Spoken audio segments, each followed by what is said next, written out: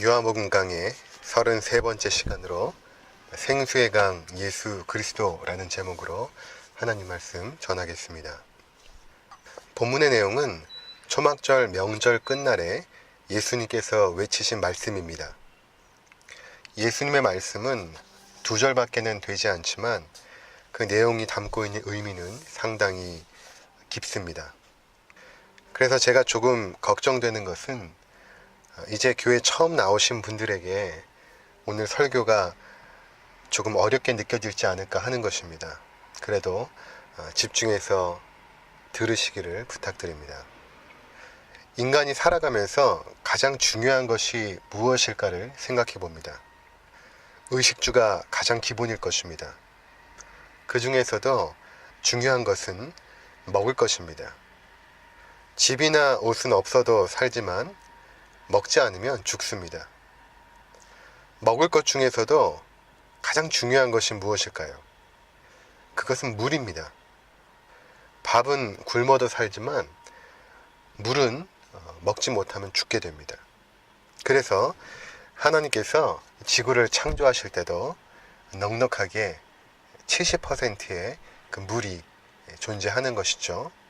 우리 인간도 마찬가지입니다. 우리 몸의 70%가 물인 것입니다. 서양 철학의 아버지인 그 탈레스는 이런 말을 했습니다. 물은 만물의 근원이다. 또 미 항공 우주국의 임무도 다른 행성에 물이 있는가에 초점이 맞춰져 있습니다.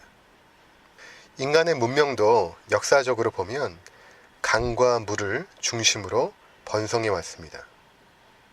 이처럼 물은 인간의 생존에 있어서 가장 필요하고 중요한 것 중에 하나입니다. 이러한 물에 대한 인식은 이미 고대 사회 때부터 있어 왔죠. 물이 생명의 근원이다. 물이 없으면 죽게 된다라는 것을 경험적으로 알았던 것입니다. 특히 BC 1400년경에 이집트에서 탈출한 이스라엘 사람들은 물에 대한 인식이 남달랐습니다. 그들은 40년이란 오랜 광야 생활에서 물이 얼마나 귀중한 것인지를 체험했습니다. 한 번은 이런 일이 있었습니다. 광야로 나온 지 한 달 정도 되었을 때에 물이 떨어진 것입니다. 가지고 나온 물도 떨어지고 또 주변에 물을 찾지 못했던 것이죠. 그랬더니 백성들이 그 지도자인 모세를 원망하면서 어찌하여 당신이 우리를 애굽에서 인도해내서 우리와 우리 자녀와 가축이 목말라 죽게 되었는가 하며 원망하기 시작합니다. 그리고 그들의 원망이 이제는 분노가 되어 차올랐을 때입니다. 모세가 하나님 앞에 사정을 고하자 하나님께서는 호렙산에 네가 서라. 그리고 거기에 그 반석을 지팡이로 내리쳐라. 이렇게 말씀하시죠. 그리고 모세가 그대로 했을 때에 반석에서 물이 나와서 온 백성이 마시게 된 것입니다. 이후에 하나님께서는 광야 여정 중에서 이스라엘 백성들이 목마르지 않도록 때마다 시마다 채워주셨던 것입니다. 이러한 경험 때문인지 몰라도 하나님께서는 이스라엘 백성들에게 생명에 대하여 말씀하실 때에 물에 대한 이미지를 사용하십니다. 왜냐하면 그만큼 우리가 경험적으로 생명과 물이 직접적으로 연관이 있다고 생각하기 때문입니다. 하나님께서는 우리가 가장 잘 이해할 수 있는 방식으로 하나님 나라의 진리를 설명하시기 때문입니다. 우리가 이해하지 못하니까 우리가 이 땅에서 경험할 수 있는 것들로 그 하나님 나라의 아주 중요한 진리들을 설명하시죠. 그것 중에 하나가 바로 물이라는 것입니다. 이사야 12장 2절과 3절에 이렇게 말씀하십니다. 보라, 하나님은 나의 구원이시라. 내가 신뢰하고 두려움이 없으리니 주 여호와는 나의 힘이시며 나의 노래시며 나의 구원이심이라. 그러므로 너희가 기쁨으로 구원의 우물들에서 물을 기르리로다. 여기 보면 하나님이 나의 구원이라고 하고 구원의 우물에서 물을 기른다고 합니다. 구원이라는 개념이 죽음을 전제하고 있죠. 물에 빠져 죽어가는 사람이 누군가 구출해 줬을 때에 그 사람을 구원받았다 이렇게 말하죠. 그래서 구원의 우물에서 물을 기른다고 하는 것은 죽음의 상태에 있는 자들이 우물을 통하여 생명을 얻게 된다는 것을 말하는 것입니다. 그러면 우리는 죽음의 상태에 있는가? 그렇죠.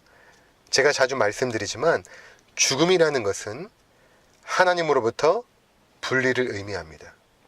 마치 뿌리 뽑힌 나무가 죽은 나무이듯 우리는 하나님이라는 대지에서 떨어져 나가 죽음의 상태에 있는 것입니다. 그러나 뿌리 뽑힌 나무가 당장 시들지 않고 자신이 가진 생명력으로 얼마 동안 사는 것처럼 우리도 역시 우리가 가진 생명력으로 지금 살아가고 있는 것입니다. 그렇다고 살아있는 것이 아니죠. 죽은 것입니다. 그래서 에베소서 2장 1절에 보면 허물과 죄로 죽었던 너희 라고 말하는 것입니다. 이렇게 죽음의 상태에 있던 우리가 기쁨으로 구원의 우물에서 물을 길러 마시게 된다라는 것입니다. 또 중요한 말씀이 있는데 그것은 에스겔서 47장의 말씀입니다. 그가 나를 데리고 성전 문에 이르시니 성전의 앞면이 동쪽을 향하였는데 그 문지방 밑에서 물이 나와 동쪽으로 흐르다가 성전 오른쪽 제단 남쪽으로 흘러내리더라. 그가 또 나를 데리고 북문으로 나가서 바깥길로 꺾여 동쪽을 향한 바깥문에 이르시기로 본즉 물이 그 오른쪽에서 스며나오더라. 그 사람이 손에 줄을 잡고 동쪽으로 나아가며 천척을 청량한 후에 내게 그 물을 건너게 하시니 물이 발목에 오르더니 다시 천척을 청량하고 내게 물을 건너게 하시니 물이 무릎에 오르고 다시 천척을 측량하고 내게 물을 건너게 하시니 물이 허리에 오르고 다시 천척을 측량하시니 물이 내가 건너지 못할 강이 된지라. 그 물이 가득하여 헤엄칠 만한 물이요 사람의 능히 건너지 못할 강이더라. 그가 내게 이르시되 인자야 내가 이것을 보았느냐 하시고 나를 인도하여 강가로 돌아가게 하시기로 내가 돌아가니 강 좌우편에 나무가 심이 많더라. 그가 내게 이르시되 이 물이 동쪽으로 향하여 흘러 아라바로 내려가서 바다에 이르리니 이 흘러내리는 물로 그 바다의 물이 되살아나리라. 이 강물이 흐르는 곳마다 번성하는 모든 생물이 살고 또 고기가 심이 많으리니 이 물이 흘러 들어가므로 바닷물이 되살아나겠고 이 강이 이르는 각처에 모든 것이 살 것이며 또 이 강가에 어부가 설 것이니 엔게디에서부터 에네글라임까지 그물 치는 곳이 될 것이라. 그 고기가 각기 종류를 따라 큰 바다의 고기같이 심이 많으려니와 그 진펄과 개펄은 되살아나지 못하고 소금 땅이 될 것이며 강 좌우가에는 각종 먹을 과실나무가 자라서 그 잎이 시들지 아니하며 열매가 끊이지 아니하고 달마다 새 열매를 맺으리니 그 물이 성소를 통하여 나옴이라. 그 열매는 먹을 만하고 그 잎사귀는 약 재료가 되리라. 여러분 이 말씀은 에스겔이 본 환상입니다. 여기 등장하는 1절에 그라는 존재는 성령님을 말합니다. 성령님께서 에스겔을 데리고 성전 문으로 갑니다. 그런데 성전 문지방 밑에서 물이 솟아나오고 있는 것입니다. 그리고는 성령님께서 동서남북으로 줄자를 가지고 물이 나오는 곳을 재기 시작하는데 먼저 동쪽에서 천척을 재고 에스겔에게 물을 건너보라고 합니다. 건너보니 물이 발목까지 올랐습니다. 또 그 다음에 천척을 재고 물을 건너보라고 하니까 물이 무릎까지 차올랐습니다. 또 천척을 재니까 물이 허리까지 차올랐습니다. 또 천척을 재니까 물이 불어서 건너지 못할 강이 된 것입니다. 그리고는 6절에 성령님께서 이렇게 말씀하시죠. 사람아, 내가 이것을 자세히 보았느냐. 그리고 강줄기를 따라가 보는데 이미 강 양쪽에는 많은 나무가 있는 것입니다. 성령님께서 이렇게 말씀하시죠. 8절부터 보시면 그가 내게 이르시되 이 물이 동쪽으로 향하여 흘러 아라바로 내려가서 바다에 이르리니 이 흘러내리는 물로 그 바다의 물이 되살아나리라. 그 죽어있던 그 물이 성소로부터 나온 물로 말미암아 살아난다라는 것입니다. 9절에 이 강물이 이르는 곳마다 번성하는 모든 생물이 살고 또 고기가 심이 많으리니 이 물이 흘러 들어가므로 바닷물이 되살아나겠고 이 강이 이르는 각처에 모든 것이 살 것이며 또 12절에 보시면 강 좌우가에는 각종 먹을 과실나무가 자라서 그 잎이 시들지 아니하며 열매가 끊이지 아니하고 달마다 새 열매를 맺으리니 그 물이 어디를 통하여 나온다고요?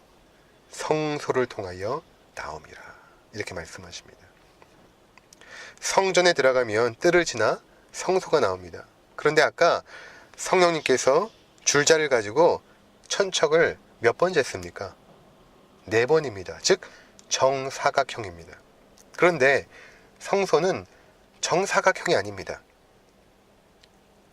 성전에서 정사각형은 어디입니까? 성소 안에 있는 지성소가 정사각형입니다. 즉 지성소에서부터 나온 물이 흘러내려 강수가 되어 모든 죽어있는 생명을 살려내고 있는 환상인 것입니다. 우리가 이 장면을 머릿속에 잘 기억하시길 바랍니다. 지성소로부터 나온 그 강수, 그것이 흘러가는 곳마다 모든 죽어있는 생물이 살아난 것이죠. 그리고 또 중요한 말씀은 스가랴 14장 8절의 말씀입니다. 그날에 생수가 예루살렘에서 솟아나서 절반은 동해로 절반은 서해로 흐를 것이라. 여름에도 겨울에도 그러하리라.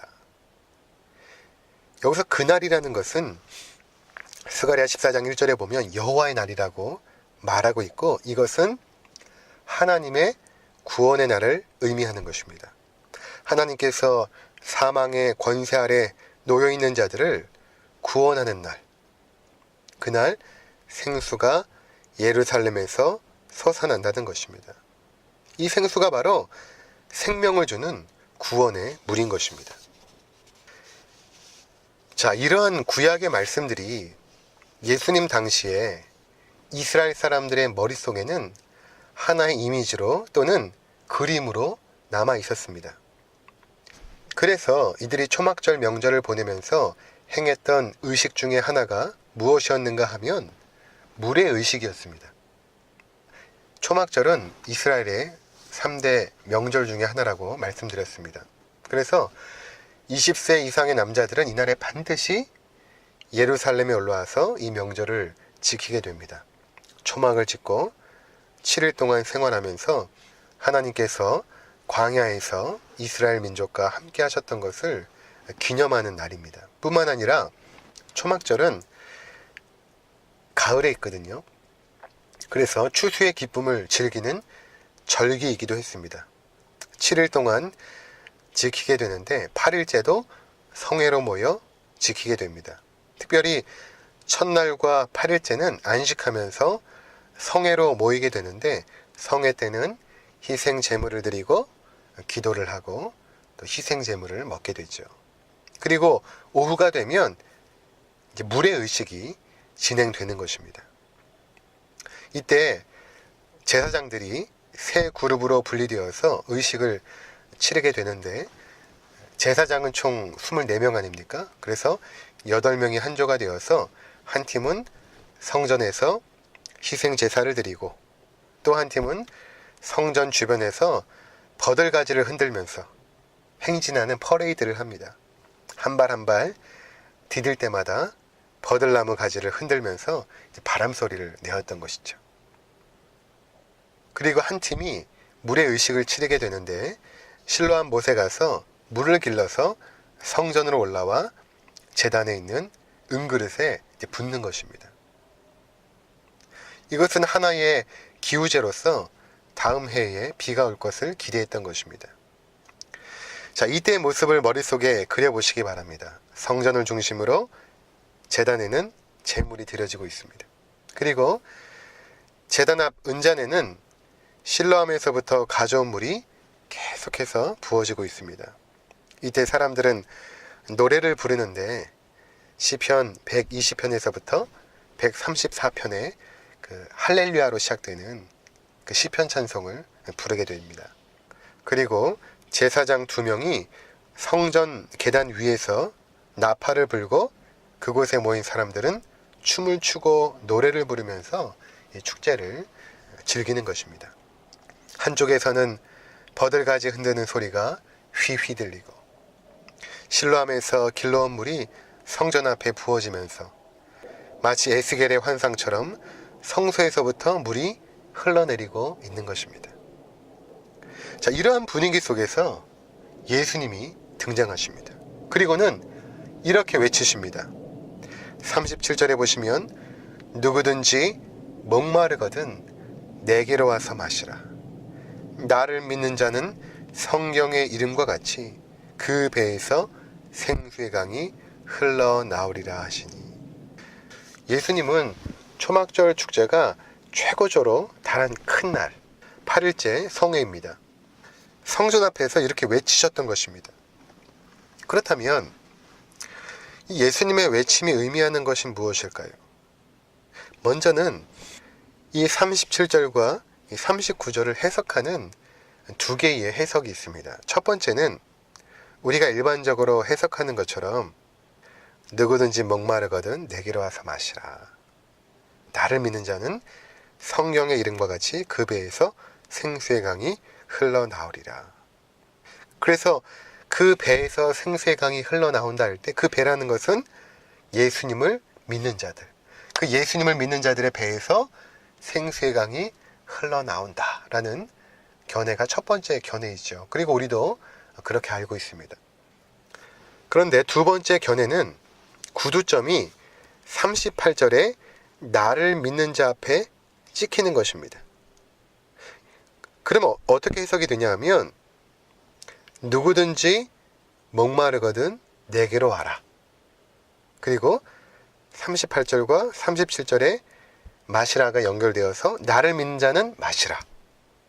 성경의 이름과 같이 그 배에서 생수의 강이 흘러나오리라.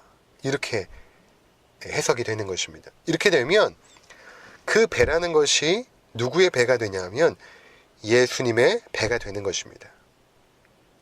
이 유대인들에게 있어서 배라는 것은 인격의 중심이거든요. 우리는 보통 우리의 마음이 인격의 중심이다 이렇게 보지만 그 사람들은 배가 인격의 중심이라고 생각을 했죠. 그래서 그 배라는 것은 예수님의 인격, 예수님의 인격으로부터 흘러나오는 그 생수, 그것을 의미한다라고 해석을 하는 것입니다. 최근의 신학자들은 바로 이 두 번째의 견해가 맞다라고 지지하고 있습니다.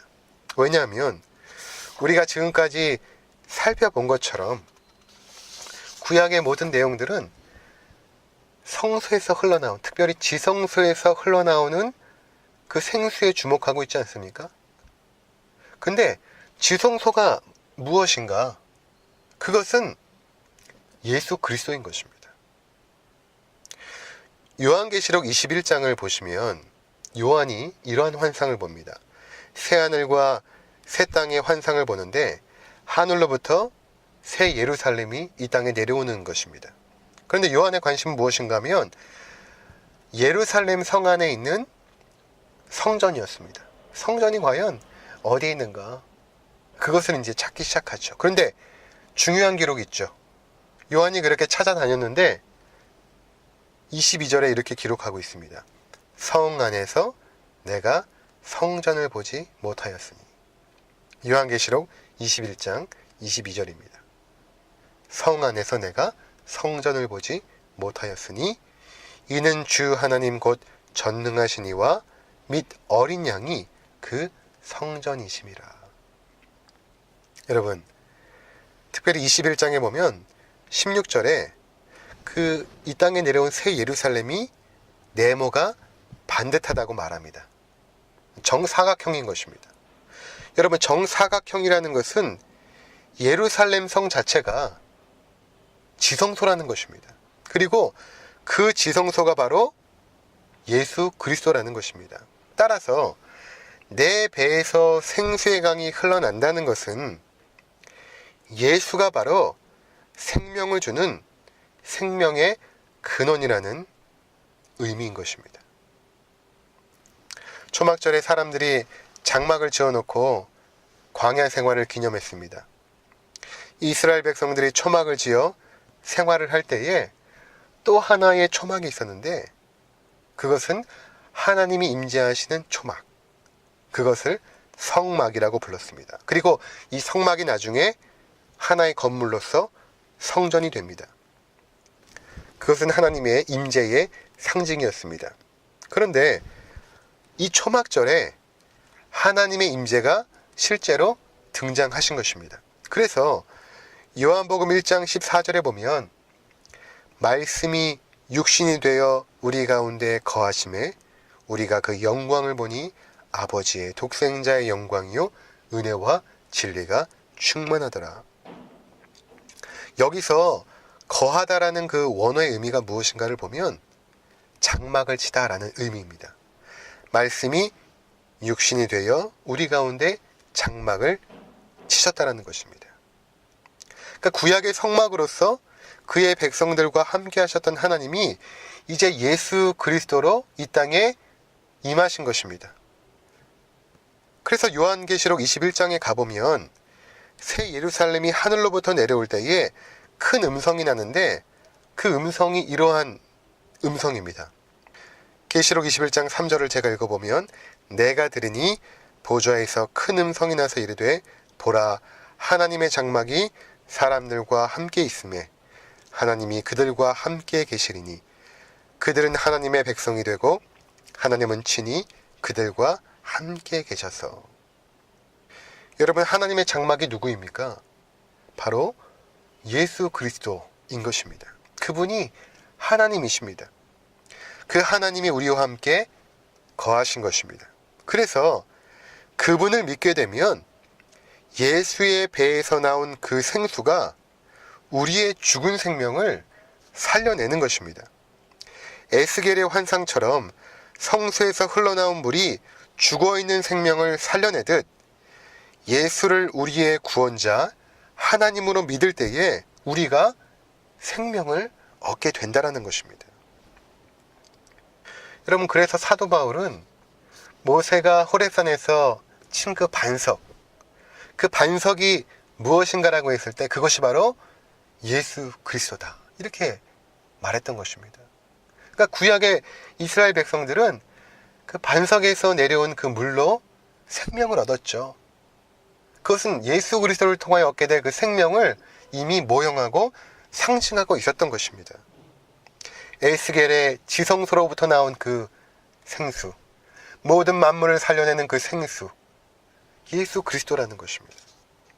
그분이 2000년 전에 초막절에, 명절 큰 날에 바로 그 성전에서 이렇게 외치셨죠. 누구든지 목마르거든 내게로 와서 마시라. 요한계시록 22장 1절과 4절을 제가 읽어드리겠습니다. 또 그가 수정같이 맑은 생명수의 강을 내게 보이니 하나님과 및 어린 양의 보좌로부터 나와서 길 가운데로 흐르더라. 강 좌우에 생명나무가 있어 12가지 열매를 맺되 달마다 그 열매를 맺고 그 나무 잎사귀들은 만국을 치료하기 위하여 있더라. 다시 저주가 없으며 하나님과 그 어린 양의 보좌가 그 가운데 있으리니 그의 종들이 그를 섬기며 그의 얼굴을 볼 터이요 그의 이름도 그들의 이마에 있으리라. 예수님을 믿을 때에 예수님의 인격에서 나온 그 생명수가 우리의 죽은 생명을 살려낸다라는 것입니다. 그리고 그 생명수는 곧 성령을 의미한다고 했습니다. 예수님께서 보내주신 성령님으로 말미암아 우리가 이 땅에서부터 생명을 얻어 살아가는 것입니다. 이 말은 예수님을 통하여 하나님 나라의 삶을 살아간다라는 것을 말하는 것입니다. 비록 이 땅에 발을 붙이고 살아가지만 우리는 하나님의 임재 안에서 하나님의 백성으로 살아갑니다. 그것은 바로 예수님께서 보내주신 성령님으로 말미암아 그렇게 살아간다는 것이죠. 여러분, 그렇다면 그것이 과연 어떻게 해서 이렇게 이루어졌는가? 어떻게 우리가 예수의 생명을 얻게 되었고 예수의 배로부터 흘러나오는 그 생명수를 우리가 맛보아 하나님 나라의 풍성한 삶을 살게 되었는가? 그것이 어떻게 가능해졌는가 하는 것입니다. 이에 대해서 요한은 요한복음 19장 34절에 이렇게 말하고 있습니다. 그중 한 군인이 창으로 옆구리를 찌르니 곧 피와 물이 나오더라. 예수의 배에서 피만 나온 것이 아니라 물이 나왔다. 요한은 지금 구약의 이러한 모든 내용들을 이미 잘 알고 있었습니다. 에스겔서의 말씀, 또 광야에서 반석에서 물이 흘러나와 이스라엘 백성들이 먹어 생명을 얻었던 말씀, 스가랴서에서 그날에 예루살렘에서 생수가 터져 나올 것이다. 그 말씀들, 그것들을 잘 알고 있었죠. 그러면서 이제 우리에게 이렇게 말하고 있는 것입니다. 그 생수가 무엇이냐? 예수 그리스도가 십자가에 죽어 흘린 그 피와 그 물. 예수 그리스도의 십자가의 죽음으로 말미암아 너희 죽어있는 생명들이 생명을 얻었느니라. 이 말씀을 우리 가운데 들려주고 싶었던 것입니다. 오늘 본문 39절에 이렇게 말하고 있죠. 그 예수의 배에서 흘러나온 그 생수의 강이 무엇인가? 그것은 바로 성령을 가리켜 말씀하신 것이라. 바로 성령님이라고 말씀하고 있는 것입니다. 예수님이 죽으시고 부활하시고 우리 가운데 성령님을 보내주셨습니다. 그 성령께서 우리 안에 함께 하심으로 하나님 나라의 백성으로 살아가게 하시는 것입니다. 성령님은 우리에게 예수님의 생명을 주심으로 우리를 이 땅에서 하나님의 백성으로 살게 하시는 것입니다. 그래서 우리는 목마르지 않습니다. 목마르지 않다는 것은 만족한다는 것입니다. 주변의 사람들을 부러워하지 않고 현재 주어진 것에 만족하며 기쁨으로 살아갑니다. 가진 것이 많아 만족하는 것이 아닙니다. 하나님이 우리와 함께 계시기 때문에 만족한 것입니다. 그 무엇과도 바꿀 수 없는 예수 그리스도가 우리의 것이 되었기에 부러울 것이 없는 것입니다. 그래서 이 땅에서부터 우리는 천국을 누리며 영생을 맛보며 살아가고 있는 것입니다. 사랑하는 성도 여러분, 우리 가운데 목마름이 있다면, 무언가 삶에 부족함이 느껴지고 뭔가 내 삶을 물질로, 명예로, 쾌락으로 채워야 될 것처럼 마음이 공허하다면 우리는 목마른 것입니다. 그때 여러분, 예수 그리스도께 나아가시기 바랍니다. 그분께서 우리에게 영생수를 주십니다. 그분께서 우리에게 성령님을 보내주십니다.